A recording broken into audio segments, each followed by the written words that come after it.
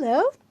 It is Writing Wednesday on Tuesday night. I'm going to AWP, which is an annual convention of writing, MFA writing students and writing teachers. And it's going to be in Tampa, Florida this year.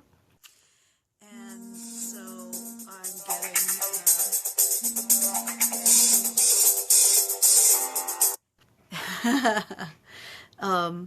so I'm going to Tampa in the morning, and so I won't be able to do Writing Wednesday on Wednesday at noon. So I thought I'd try it Tuesday night and see how you like it.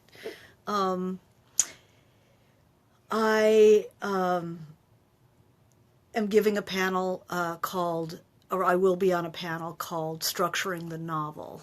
And if we have time, maybe I'll talk a little bit about structuring fiction, whether it's a novel, short story. Structuring a novel is one of the most fun things about learning to be a writer.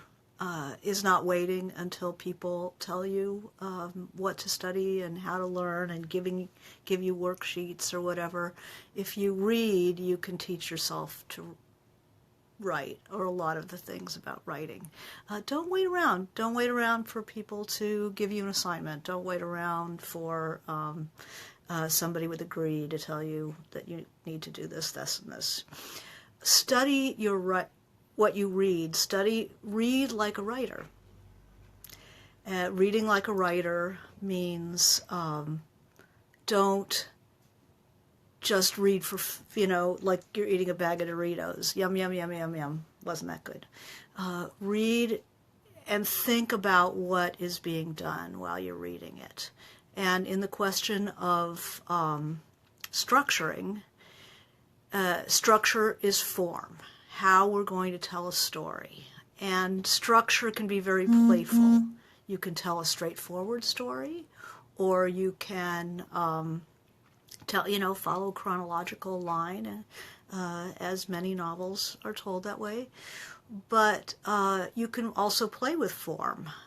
Some I've read, and what I'm saying about novels could easily apply to short stories, and actually short stories are a great place to experiment because you're not spending years of your life on an experiment. You're spending a couple of weeks. So go ahead and play. Take a short story, decide, I'm going to write the whole short story as one sentence. I'm going to make rules, what I have to do in this short story. And that, I can't use a guy named Georges Perec was part of a movement called Oulipo, where they were experimenting with fiction in many ways. He's the guy who wrote a whole novel not using the letter E. And in French, that's really tough because I has an E in it. He wrote an entire novel. So you can make rules for yourself. You can... Some people write in single sentences. One sentence, space down, one sentence, space down, one sentence, space down. A man named David Markson. They're thematic. Carol Mazo's Ava is told in a very interesting way with discrete sentences or short, very short paragraphs.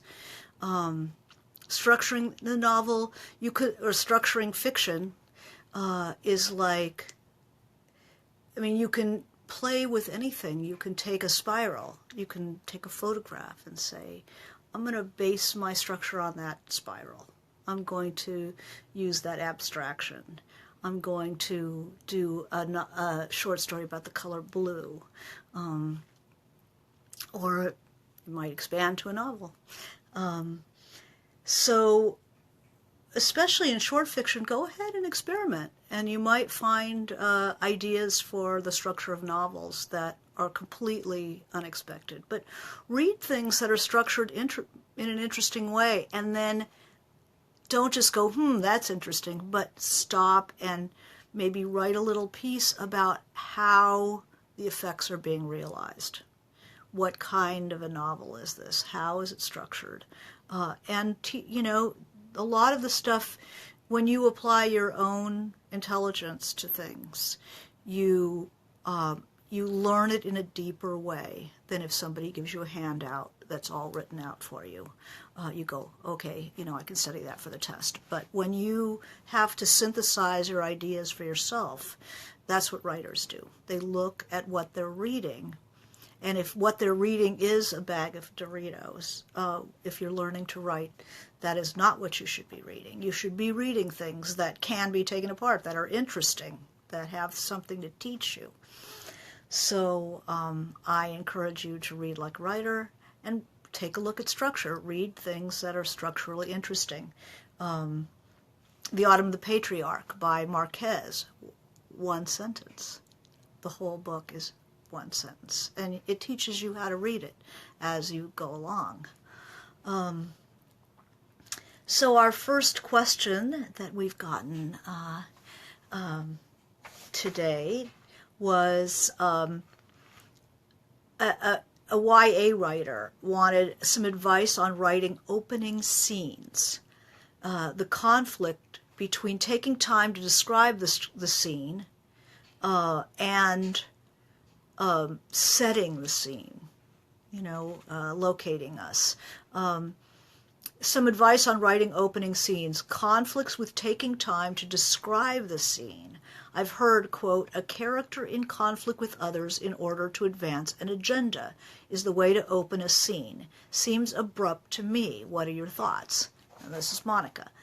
I feel like becoming a writer is learning to trust your instincts, learning to listen to yourself. If it seems too abrupt, everybody is trying to call it tonight, right now. If it seems too abrupt, it is too abrupt. You have a feeling and develop that feeling that's very good for you. Hello. So to open a scene, definitely to open a long work, you might want to locate people. But especially in young adult, you're not going to do a Henry James thing. You're not going to take 3 pages to unfold a location. People do want the atmospherics, take a little time, but maybe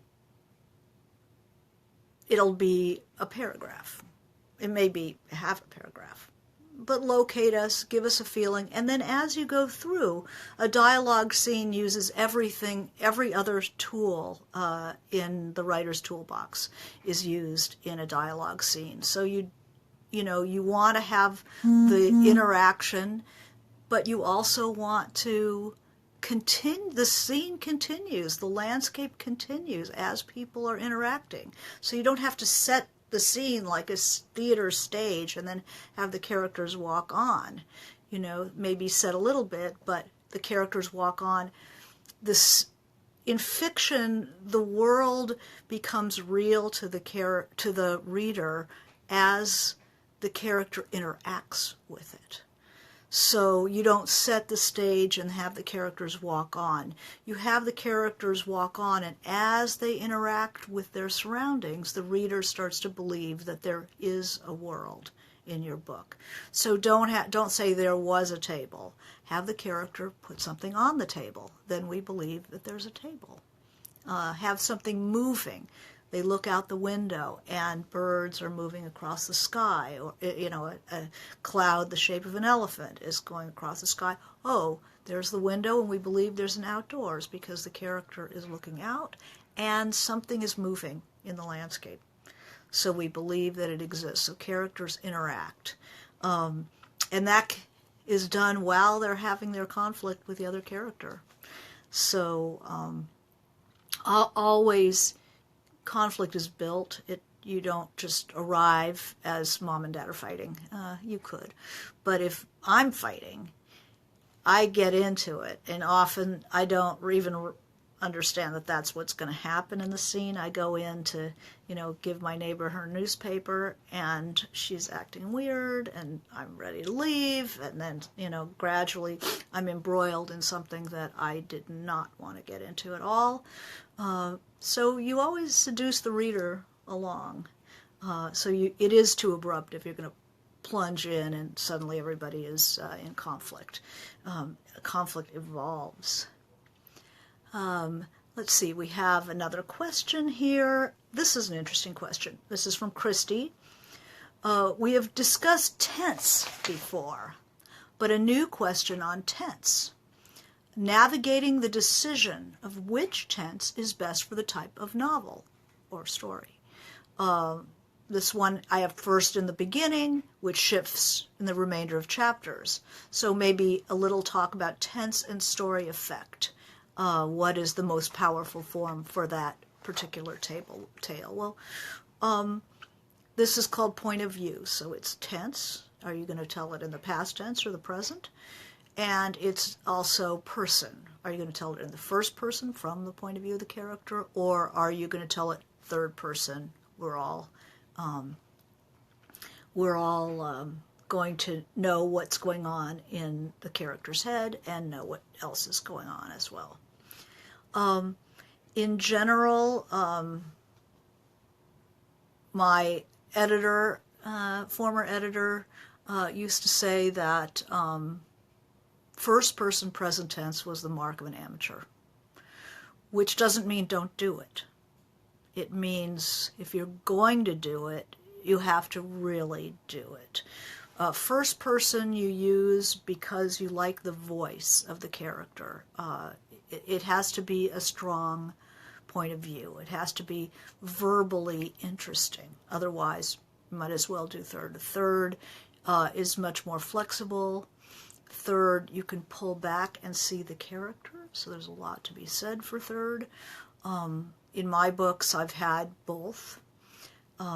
In my current book, The Revolution of Marina M., I tell it in the first person, past tense. Unless you have an extremely voicey novel, I don't tend to like the first person present tense because it's like a little kid telling you a story. And then everything seems to be the same. And then I did this, and then we had ice cream, and then Grandma died, and we went to the funeral, and there was a puppy, and it's very hard to distinguish what's important there. I like the past tense because it allows the reader the sense that you cut out a square of experience that you are going to be telling, and that you're in control of it. You're not just going to be, popping at every little thing that happens. But some very fine books have been written that way, so you have to notice when you're reading, how is it? How is it first person? Is it third? How close? How far? Present? Past? How does it work? Why does it work? Why doesn't it work? And the Bag of Doritos books are not going to help you in that exploration. So always you have to read good work of excellent writers, and then you can learn from this. What I suggest people do is to read, take a book that's in first person, put it in third person. Take a paragraph and put it in third person and see how it sounds. What changes? What can you do? What is wrong with it? What doesn't work? What does work? What do you have to change to make it work in third? And the other way around. Take something that's in first and put it in third. Take something that's in the present tense, put it in past tense, and see how it goes. And learn, see if you can identify the changes that happen when you go from present to past, and what goes from first to third. Now, in the choice of person, I often I like first person, but when I went to write my second novel, Paint It Black, I had a protagonist who was a high school dropout, a very bright girl, but she would not have the vocabulary to tell you what she was thinking in the first person. I put her in third person, and then I could use my own vocabulary, not be limited by hers, and really unpack the kind of things that she was able to notice, but probably would not have been able to express in the first person. I like to spread out. I like to use a rich vocabulary. I start feeling hamstrung when I can't use my own vocabulary. In this current book, my character is very well, she's young, but she's very well educated. She's a poet. And I wanted to, I love using her point of view. She has really interesting thoughts, and she has the vocabulary to support it. And she introduces us to the way a Russian thinks. You know, I don't think I would have gotten that in the third person. So you know, putting it in first, putting it in third, second. I've seen novels and parts of novels that are written in first and second. And second is you. You know, you do this, now you go do this. And in the case of a book that I teach from, Failing Paris by Samantha Dunn, the you is always a distancing. It's when the character can't really stand to say I, because they haven't fully accepted the consequences of what's happened to them. The character pulls back, or the narration pulls back and goes into you. You do this, and you do this, and you do this. And in a way, it's buttonholing the reader to say you. It's kind of a little irritating to a reader, so if, you know, you have to understand that that's part of it. It's like, you know, somebody grabbing you by the lapels and saying, well, you've got to see it this way. That it is an aggressive voice. Let's see. First person in the beginning, changing to third. Yeah, teach yourself. Take a look. Here's a question. Do we write for ourselves or for an audience? Is the audience one of the characters in the novel? Definitely in second person it is. In first person, it can be if your character is telling the story to someone. And it can also, as in my book, it starts with the character talking to someone in Marina M., and then it goes into the time and the place of the novel. And it can come out a little bit as well. I think that the awareness of the reader, you know, this is so part of your style and part of the language of each novel, is how aware is the novel of being read by a reader. I mean, as writers, we're always aware that the reader is the consumer of the text. So, you know, don't tell people things they already know, things like that. But you'll have to read a number of a number of books and see. You know, certainly the beginning of Moby Dick, that's directly addressed to a reader. Often in the 19th century, you address the reader, dear reader, so-and-so. And then, but some books, you know, are completely contained worlds. So each book is different. Okay. Let's see, what else can I tell you about person and tense? Definitely do the exercise of changing tense and person in what you're reading. So here's an example that I often give people. There's a book called Wintering by Kate Moses, which is the Sylvia Plath and Ted Hughes marriage novel. And look at this. Okay, so I'm going to read it it's told in third. I'm going to, and then we'll try it in first and see how it sounds. "I've got it," she calls as she reaches the phone table, rounding her voice, calm, efficient. As her hand extends towards the black receiver, she sees Ted turn the corner at the top of the carpeted stairs and hesitate in the blue shadows. She raises her chin to him and sends him a tight, hopeful little smile, a tiny, intimate motion between people long married, almost a reflex, almost benign. She picks up the telephone, cutting off its shrill pulse. She brings the receiver to her ear. "Hello." So that's third person present tense. Now I'm going to put it in first person and listen to what happens. "I've got it," I call as I reach the phone table. Now, who in the world ever looks at their own gestures and motions? Nobody. So already that's out the window. Rounding my voice. People aren't that aware of what they're doing with their voice unless they're actors. Calm, efficient. I am calm and efficient. It doesn't work in first. As my hand extends towards the black receiver. No, you look at other people's gestures in the first person.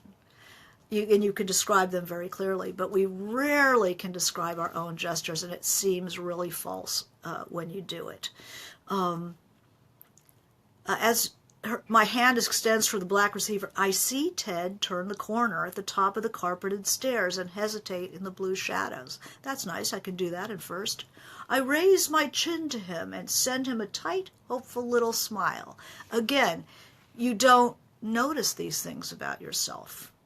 So you can see the limitation of the first person as opposed to the third. That hopeful little smile is not going to happen in first person. I mean, it can be the other person's hopeful little smile. The character can see that, but they're not going to see that about themselves. A tiny, intimate motion between people long married, almost a reflex, almost benign. I pick up the telephone, cutting off its shrill pulse. I bring the receiver to my ear. Do you see that's even a little bit too long? I pick it up and then I put it to my ear. We're not going to describe our own motions that clearly. So what you gain in third is the ability to describe the protagonist, because you can pull back a little bit and see them. First is really good when it's voicey. So that here's a good first person text. Here's Push by Sapphire.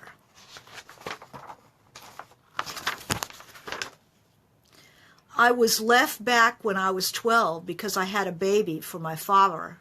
That was in 1983. I was out of school for a year. This is going to be my second baby. My daughter got Down syndrome. She's retarded. I had got left back in the second grade too when I was 7 because I couldn't read and I still peed on myself. I should be in the 11th grade getting ready to go into 12th grade so I can go on and graduate, but I'm not. I'm in the 9th grade. Okay, the strong voice makes that first person unbelievably good. Listen how weird it sounds in the third. She was left back when she was 12 because she had a baby for her father. That was in 1983. She was out of school for a year. This was gonna be her. See, it's like the strength of the voice seems bizarre in third. This is gonna be her second baby. So what do you need the gonna if it's third? Her daughter got Down syndrome. I mean, you don't do that in the voiciness. The voice is wrong in third person. Down syndrome. You'd say Down syndrome if it was a third person. But we're in her. We are precious in this. She's retarded. She had got left back in the second, it's just like you don't say that. She'd gotten left back in the second grade too when she was 7 because she couldn't read. Not because I couldn't read and I still peed on myself. She should be in the, it elevates it. You don't need it. You don't want it. It's not, it loses all its excitement when you lose the voice. So when you have a very voicey character, first is good. then there was a question here of how many points of view is too much. Well, that's a good question. In the Poisonwood Bible, there were 6 points of view, distinct first person, or were they close third, points of view. In an omniscient God's eye view, everyone can have a point of view. The trick to that, Tolstoy, the great 19th century writers, is that you have to pull back out of the character, be in narrative voice in third person, and then go into the next character so the reader knows where we are, because the reader does not like being yanked out of one character and tossed into another character. We don't know who we are, we don't know where we are, we don't identify with anybody. It just makes us seasick. So you can have as many points of view as you want if you're in omniscience. So it's like raisins in the oatmeal. You go into the different raisins, but there's generally oatmeal. Distinct points of view, you can certainly, Barbara Kingsolver had 6, and that was extremely well done. Each one was absolutely had her own voice, her own issues, her own thoughts that were really recognizable. You didn't really need their names up at the top because you knew this character was troubled with this, had this kind of vocabulary. It was really easy and very well done. But it was a master stroke. I don't think there's a limitation to points of view. Although I personally like unified for myself. I tend to like being inside one character and really letting you see what goes on with a single human being.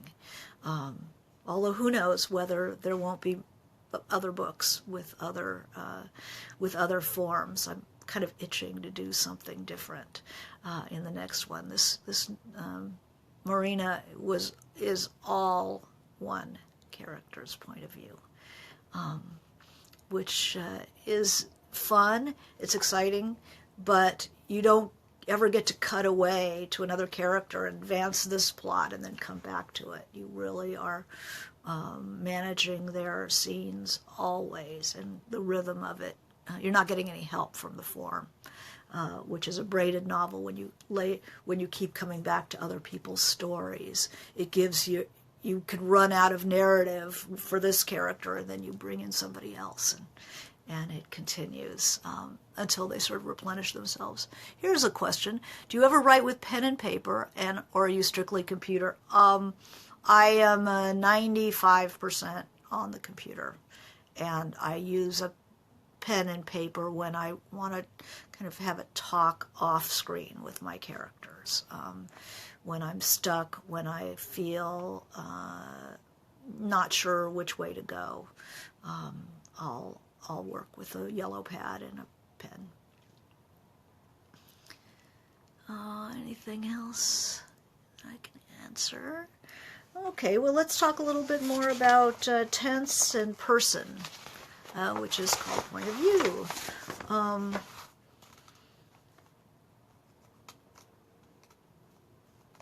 We could talk about past and present. I tend to like past tense. Present is a little too what I would call face in carpet, where you're not getting perspective. You're just like so into the action. There's no time to pull back and think, how do I feel about this? And what's really going on? Be careful of the and then.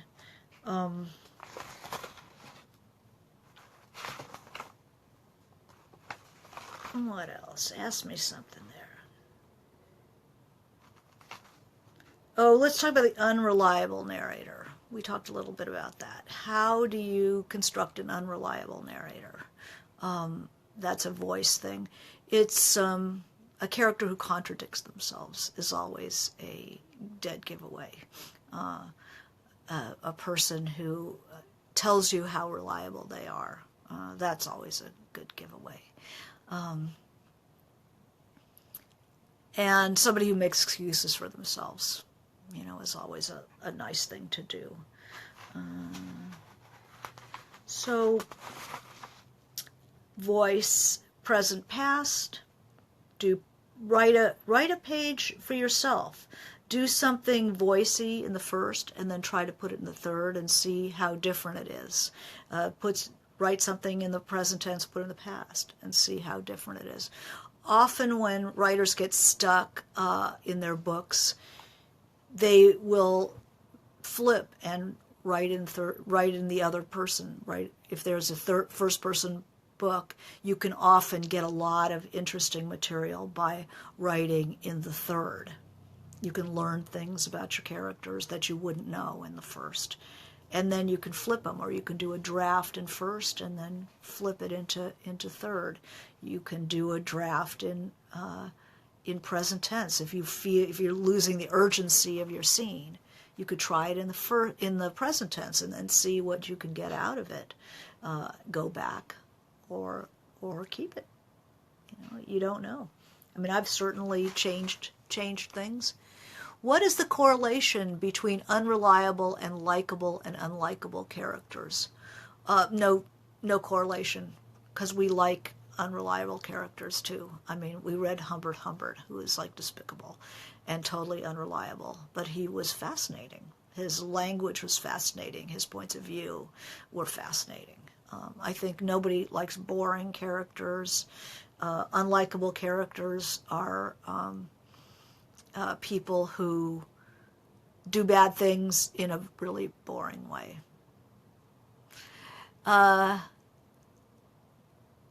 Favorite writers, who gives me inspiration? Well, I think that every time I open a book, I'm looking for inspiration.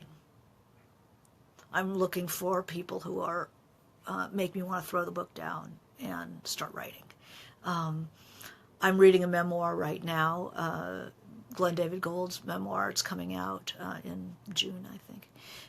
And I want to write short stories about, like, every page or two. I have like a flash, for an idea for a story.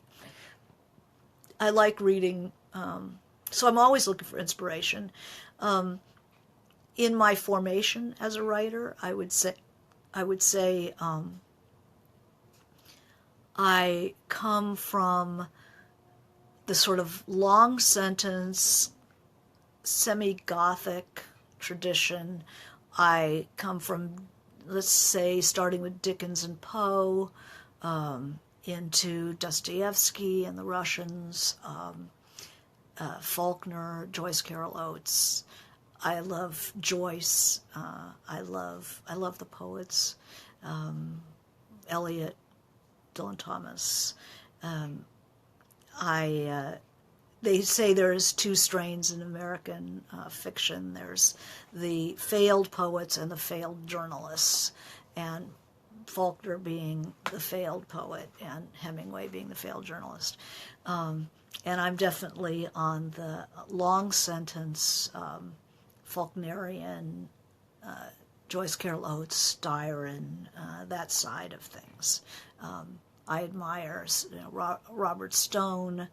I admire, so many Dennis Johnson. And certain books are always the ones. So many incredible writers. So I'm always looking for inspiring writers, and there's always more. So stay off the junk. That's all I can say. Stay off the junk food, especially if you're learning to write, if you're really trying to inspire yourself, becoming the literary artist that you are. You have to look at people who are really doing interesting things. So we're not reading for entertainment. We're reading for sustenance. How to sneak in the setting descriptions without slowing down the scene. If it's the character's house, they wouldn't describe it to themselves as if I'm in my home, a two-story craftsman. Correct. It's you interact with it. She unlocked the door. running her hand along the Tiffany tile or whatever it is. Forgot the name of the great tile makers. So you can admire the lines of this or that. You can put your keys on the built-in hutch, so you don't have to say there was. You don't present things in tableau. You interact with them, and then, yeah, absolutely, you describe, and you continue to describe the scene, because landscape is like a spell that disappears as soon as you cast it. You describe something, don't expect the reader's going to remember from the last chapter, because as soon as you describe something, the magic starts to fade, so you have to continue to recreate the world throughout your book, and find new ways of describing things. It's a challenge. Writing is not easy. Let's see, who else gives me inspiration? I have certain books I return to. Lee Young Lee's The Winged Seed is such a beautiful thing. It's a poetic memoir, and I hear Dylan Thomas in him. He's a poet, and that is a gorgeous thing. I love The Lover, Duras, The Lover. I reread that for inspiration. Robert Stone's short story collection, Bear and His Daughter, really inspiring to me. I usually have them close at hand where I can just pick them up and read a little bit. Malcolm Lowry's Under the Volcano, Lawrence Durrell, The Alexandria Quartet. These are books that I wish I'd written, that I dream of writing. Joyce Carol short stories.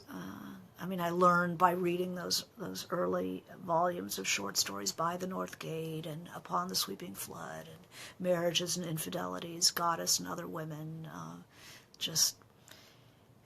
I can't get enough of that. What else can I? Oh, somebody suggested a reading for me. How lovely. Thank you. Do you choose the paper on which the book is printed? Wow. I do not have anything to do with that. Publishers and publishing is so sophisticated now, and I think I get to have a little say on. I was a typesetter before I was a writer, or while I was learning to write, and I have big opinions about type. So my publisher has been very open to me saying what kind of the feel of type. So their designers are wonderful. But normally you don't get a lot of say about production. Yeah, I thought the pages were really beautiful. The paper, the way it was laid out, and it's not crowded. The type is a good size, so it doesn't have that cheap, Dover edition quality to it.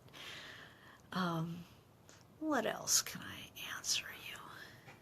What else is going on tonight, you guys? Do you get to shop for what your books are physically made of? Nope, didn't get to. Don't get to. If you complain, writers have to be very careful about complaining, because you realize you have a 50-50 chance of getting something worse. So, it's like, do you really want to know what's behind door number 2?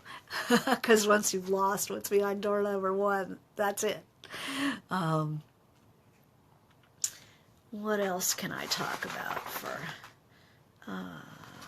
so go ahead and play, but I urge you to play with tense, to study it in other books. Put it in your notebook. Write up a paragraph about how something is structured. Here's a love story question. Yay! In a love story, one character is the protagonist and the other lover is the antagonist. You mentioned earlier the antagonist doesn't change. Why? Usually the antagonist already knows what they want. A book has one protagonist. A character-driven book has one protagonist. It's one of the biggest problems that I had when I was learning to write, because I would write about kids, and kids normally think of we. And certainly there are, sublime examples of people using we instead of I. But generally speaking, I is your friend, a singular protagonist is your friend. So in a relationship, there will actually be one protagonist, not two. So it doesn't mean necessarily the other lover is the antagonist. There can be a real antagonist. There can be variations of how characters put pressure on one another. So you don't have to have a clearly defined antagonist. They can have problems with all kinds of people. But often in a love story, your beloved is your antagonist. And antagonists don't change because they don't have to. Protagonists have somewhere to go internally. They have a problem that they have to solve. The antagonist doesn't have a problem they have to solve. They want to win, and usually they're a little stronger than the protagonist, and they push the protagonist. But when you have an antihero, if you make your antagonist your central character, as I did with my first version of the short story of White Oleander, there was no Astrid, there was only Ingrid. It's hard to make something happen when your antagonist is your protagonist, because they don't change. They are willful, they know what they want, and there's nowhere for them to go. Also, a character who has nothing left to lose is not a good protagonist.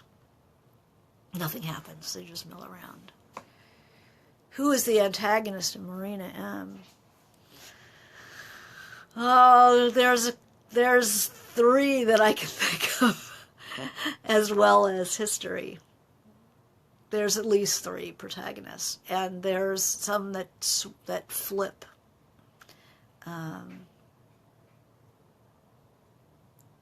The Times, it's too abstract? No, the Times say if your son is thrown in jail and you're standing in line at the Cresty prison to bring him his package with another 1,000 women, the system is your antagonist. The Times are what's going on in your Times is the antagonist. And you suffer. You suffer because of it, and you can't change it. It's all going to be how you live within it. Is the antagonist has to be a specific person? No, because there could be more than one antagonist in a novel. Often there is. There's your boyfriend, there's your boss, there's your backstabbing friend, there's the barking dog next door that's driving you over the cliff. There can be any number of antagonists. The Times, meaning the Times of the Russian Revolution in Marina M. The antagonist of the Times put her feet to the fire. So the Times, the city is a character, the revolution is a character. And that can definitely be an antagonist, It shapes your life.